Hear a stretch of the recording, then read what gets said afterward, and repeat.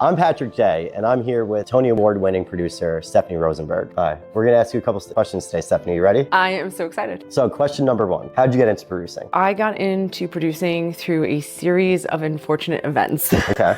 I never planned on being a Broadway producer. It was not something that it was like on my bingo card for life. I totally fell into it by accident. I guess we'll go into the long version of the story here. Rewind all the way to 2006. I'm at Williamstown Theater Festival. I meet this amazing woman. She's still in the industry. She's a great filmmaker. I'm not going to say her name because you would know her immediately, and I don't know if she knows that she's part of the inspiration of this story, but she's one of those perfect people. Do you know what I'm talking about? You know, like if you ever meet those perfect people, like their hair just like wisps in the wind when they're like standing there talking, like as if a fan is always on them, and they know all the cool kids and all the right places to be and who to hang out with. Do you remember those people? Of course. Okay, so she was one of those people, and for some reason, she liked me and we became friends at Williamstown Theater Festival, and I was like, woo, yes, because she was so cool, and I was like, one of the cool kids wants to hang out with me? Awesome. And we became friends, and we came back from Williamstown, and we were supporting each other in our careers, and she turns to me one day, hair wisping in the wind, flying gently, in an everlasting breeze that follows her wherever she goes, and she goes, Stephanie, I am not going to be a poor actor all my life. I'm going to the CTI 3-day workshop on producing. And I said, well, I'm going to go and keep you company. And I said to her, I go, I really just love acting. I go, but if I can understand better what they're looking on the other side of the table, maybe I can be a better actor for them. So I bought a ticket